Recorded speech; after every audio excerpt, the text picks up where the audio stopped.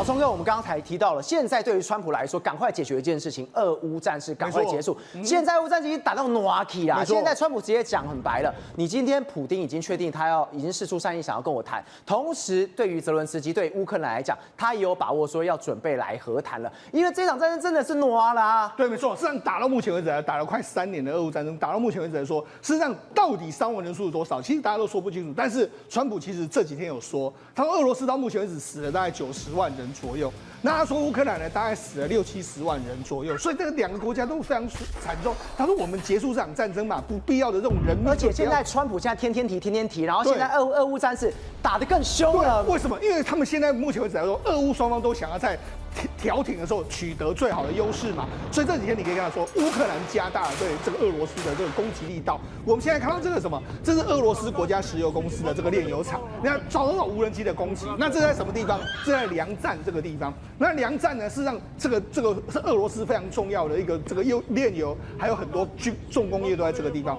梁站距离这个莫斯科只有300公里左右，所以其实已经距离莫斯科很近了。那虽然它攻击这个地方，那事实上从去年到目前为止来说，乌克兰就不断出动了很多无人机或是飞弹去攻击这个梁站。这个地方已经从去年就被攻击了好几次。那目前为止，他们修好之后，乌克兰就在攻击，所以修好之后再继续攻击。那甚至连不止攻击这些它的这个相关的油库啦，或者相关的军工中心，它连它的行政中心附近的这个电厂，它也都攻击。所以你看，这电厂的这个设施就被攻击，照样轰啊！所以你看，事实上目前为止来说，乌克兰加大了对俄罗斯的这个施压力道。好，那除了这个，在这个梁站这个地方的这个攻击之外呢，我们知道现在目前为止前线的作战当然非常的焦灼。那前线作战来说，就在库尔斯克。那库尔斯克其实是在靠近这个俄罗斯跟乌克兰边境这个地方。你看他们用什么？他们目前为止都是坦克车互相互轰嘛。那乌克兰的这个军队就用所谓的标枪飞弹，这样近距离的轰击这个俄罗斯的相关的这个坦克车的这个阵地。你看他们就拿着这个标枪飞弹，就这样，你看到这个画面，然后看到这个俄罗斯的军队，你看标起来这个锁定了，马上就直接轰爆了，对，就把它轰爆。所以他目前为止来说都是这样的一个情形。所以你看，目前他们在前线的作战还是一个相对比较焦灼的一个状况。好，那焦灼的这个状况，我就讲两边这个打到这个焦灼的时候，川普就出来喊话嘛，他说啊，这个俄罗斯如果不赶快结束战争的话，我会对俄罗斯实施新一轮的制裁跟高关税。然后就有记者问他说，那你制裁能不能让普丁谈谈？他说他应该想要见我们也尽快见面的这个状况。他说，俄罗斯也是，俄罗斯失去更多士兵呢，他们失去至少80万人，你觉得很多吗？我觉得很多这样一个状况。那甚至他不只是骂这个俄罗斯，他也在说泽伦斯基啊，你其实不应该让这场战争这个进行的嘛。他就说呢，事实上俄罗斯这个入侵的时候呢，是泽伦斯基说要打这场战嘛。那甚至他在最后他还学泽伦斯基的说法，所以看起来他对泽伦斯基两边都大打耳光。要求他们2个赶快坐下来谈。那目前为止，泽伦斯基的确有希望谈，因为什么？因为泽伦斯基他这几年，川普说，我们美国已经赞助你2000亿啦，那2000我们不想再赞助下去，所以对泽伦斯基来说，他有要和谈的这个打算跟准备。但是对这个克里姆林宫这一边呢，目前为止来说，克里姆林宫的发言人就说，我们正在等待讯号，但尚未收到。所以也就是说，其实克里姆林宫已经释放一个消息，就是我可以跟你谈。那目前为止来说，就等。那这个川普他最新的说法是，他也准备在接下来一段时间跟普丁谈。好，那到底要怎么谈呢？或者在什么时间点呢？这个他们就说，他们要这个跟美国什么平等的对话态度，他是开放的态度哦，对，他有态度有软化是没错。所以当然还是要具体他们要怎么样的和谈的条件，但就等双方真的能够接上线之后，就有机会和谈。好，那有机会和谈，为什么这样？除了前线真的阵亡太多士兵之外，现在大家也都不想打仗，都有点厌战的这个气氛出现。好，譬如说最近一段时间呢，乌克兰呢，他们就去就去逮捕这个他们军队里面贪腐的事情，他们就闯入了一个军医的家里面。你看，军医的家里面居然有那么多美金啊！他们就收了大概100万美金左右的一个状况，3000多万台币。对，没错。好，那为什么收那么多呢？主要原因，他们这个陆军的首席精神病专家叫德鲁兹这个人哈，那他要做什么呢？因为很多，如果你假设你要到前线去作战的时候呢，如果你跟这个军官说啊，我这个目前为止我似乎是精神状态不好，我没办法当兵，好，那我就判定，譬如说少河你要当兵，好，你不用当兵了，但是你要给我钱。啊，所以就用这样的方式嘛，用钱换自由。对，就很多人不想去作战的时候，我就换钱，拿给这个德鲁兹，所以他这几年收了非常多钱。那收了非常多钱，你看他买了什么？他过去2年的时间买了基辅的1栋私人住宅、2套公寓，然后欧德萨的1套公寓，然后基辅的2块土地，然后4辆全新的，这是他们家对啊，通通都是钱。对啊，然后还有4辆全新的这个宝马的 SUV， 还有其他财产嘛，对，都是美金吗？然后对，都是美金啊，因为你只能付我美金，因为目前乌克兰币也不值钱嘛，哈，然后他就把这个钱呢，都马上这个转让给他的儿子，还有他的这个女儿这个状况，所以现在被人家破获这个贪腐的这个状况，甚至你看，乌克兰不是有派军队到这个法国去训练吗？他们叫做这个基辅安纳旅这样的一个部队，然后到法国去训练之后，就把他派到前线去。前线他目前为止战得最惨的就是红军村这个地方，就被讲，我明明到法国去受训哦，就回来说，因为战场毕竟还是真的是非常残忍。你看到同袍一个一个不断的被干掉的时候，他们就有很多逃兵都跑掉了。然后那乌克兰当然就说我们没有逃兵，可是问题是大家都知道说，其实前线的军官是一直不断的减少，人员一直不断的减少。好，那事实上乌克兰这边不想打仗，那俄罗斯也是一样啊。你看俄罗斯最近一段时间，你看他们过去呢。如果你假设你是役男，你要代表这个国家去作战的时候，你看父母亲都很开心呐，这样一种。但是现在没多久，你看没多久就死了，之后，你看他们现在父母亲脸都垮下来了，父母亲都非常伤心。所以呢，我刚才讲这至少川普就说有80万到90万的士兵阵亡，那这个80万到90万的家庭就这样。好，那除了这个之外，好，俄罗斯当然不想作战嘛，所以现在派谁上去？派北韩士兵，那北韩士兵多惨吗？当时我们不是说吗？他们派了11000名的北韩士兵来到前线吗？这是 BBC 的报道。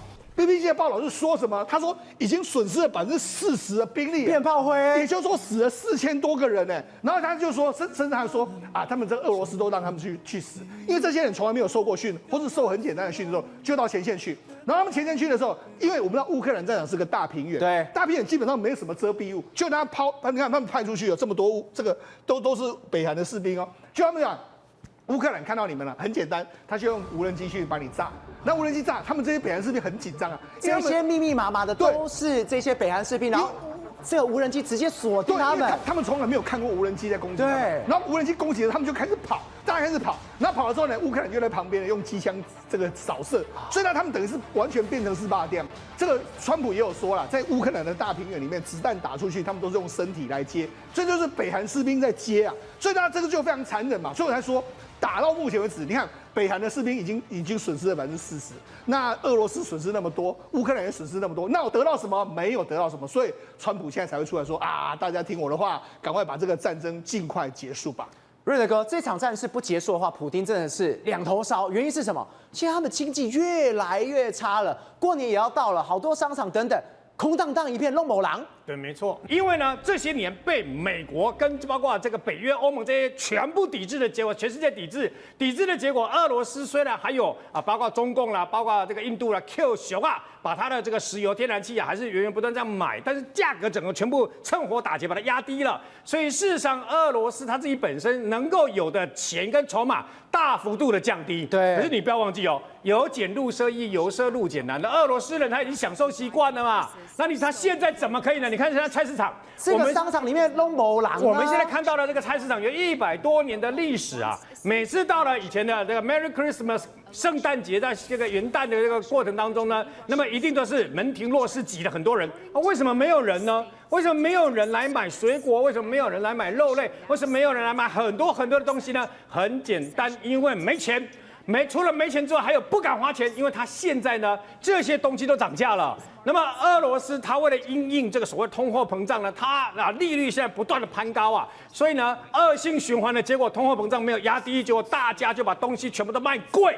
卖贵以后，我老百姓已经这个很吃紧了。那么物价又这么高，最后就不要消费了嘛。你看一个这个圣诞节的时候呢，不是这个圣诞树都很重要吗？每个人圣诞树很重要吗？一个圣诞树大概只卖台币大概680块，他们也付不出，也不愿意再花台币680块去买圣诞节，那怎么办？现在就是这个，他没有钱去买树，干脆用冰做。我用电锯自己锯一个冰的这个圣诞树，看起来又漂亮又省钱了。其实听起来有点悲哀了，为什么呢？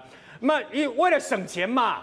为了省钱，不要花那个钱去买那个680块的一个圣诞树嘛。所以你就知道现在俄罗斯人实际上过的这个日子是非常苦的。他们连这种圣诞节这种小确幸都没了，我告诉你，那个树普丁自己这样搞啊，经济这样子恶化的结果呢，也砍到自己。为什么呢？我请问你，他现在的军事支出占 GDP 这么高，结果呢，通货膨胀以后万物齐涨。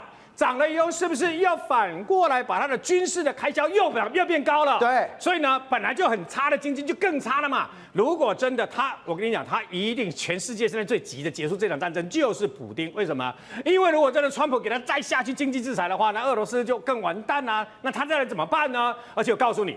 刚刚世荣讲说这个乌克兰不是逃兵吗？对，我跟你讲，俄罗斯也逃差不多。有一个全世界大家都爱去的度假胜地叫巴厘岛。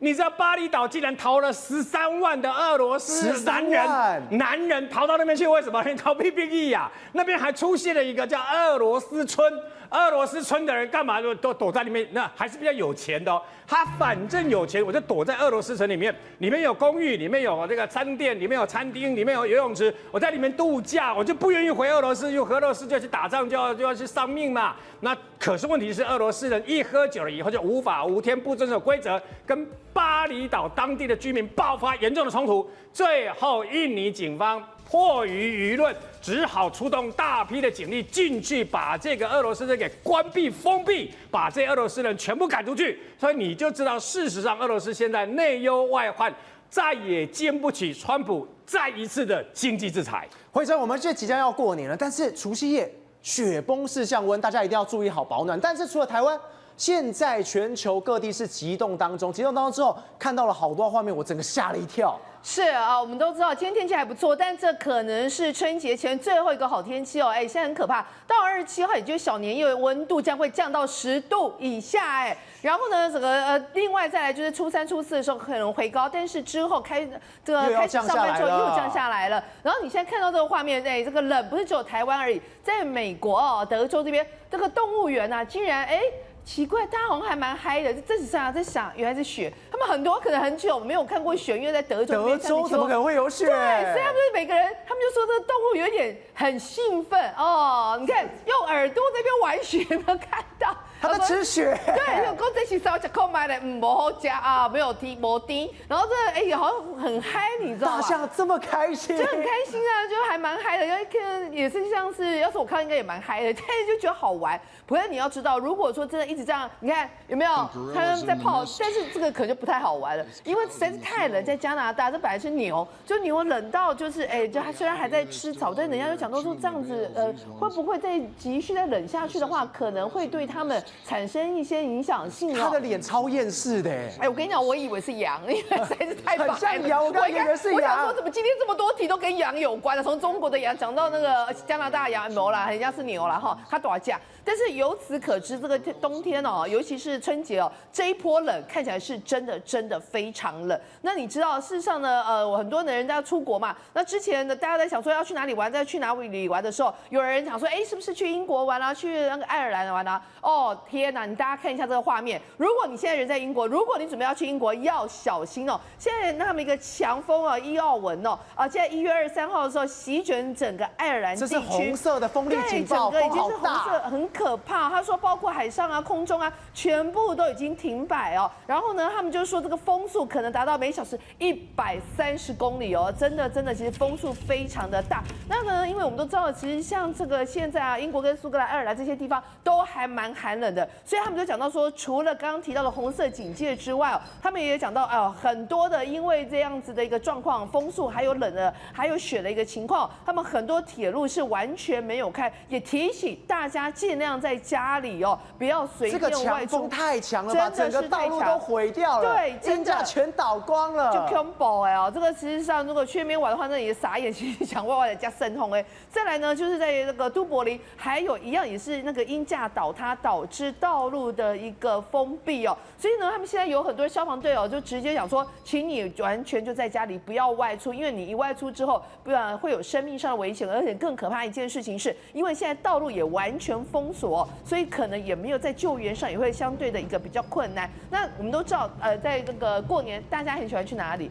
去日本哦。这个很多人就说我不是在日本，就是在日本的路上哦。所以他们想说，这一次整个春节期间去日本的台湾可能搞不好有好几百万人，100-200万，搞不好都有可能哦。到底有没有多？我们等着看。不过很可怕，有个地方在哪里呢？日本本州岛的最北端青森县哦，现在已经狂下暴雪哦。这个雪比刚刚的还夸张。对，而且他说他已经积雪了1公尺以上，是往年的2到3倍。就连最知名的好雪地带有一个酸汤温泉地区哦，而且它积雪量竟然来到了4公尺高哦。他说为了因应这个大雪的一个灾情哦，所以他们也睽违12年之后，再度成立大雪灾害本部。由此可见，这个雪真的下的有多严重。而且我跟你讲，在日本他们雪是这样，这一下子下很大，对不对？你要赶快，比如像现在，他们就要赶快除雪，赶快去清。如果你不除雪不清的话，你会越跌越多，你就完全没有办法上路。所以他们那个青森县的人现在想说，哦，我告天没啦，就是我今天早上才除了一波，除不完哦，照啥等来除哎，就是真的很累哦。所以呢，另外一个地方，这在印尼，对，这倒是有点讶异哦。印尼，怎么大家想说印尼怎么会土石流哦？就是山水的这样这个山泥的一个泄洪啊，造成17人死哦。那主要也是跟气候异常的这个有关哦。主要是前一天晚上因为大雨，所以导致这次土石流造成了这么严重的一个损害。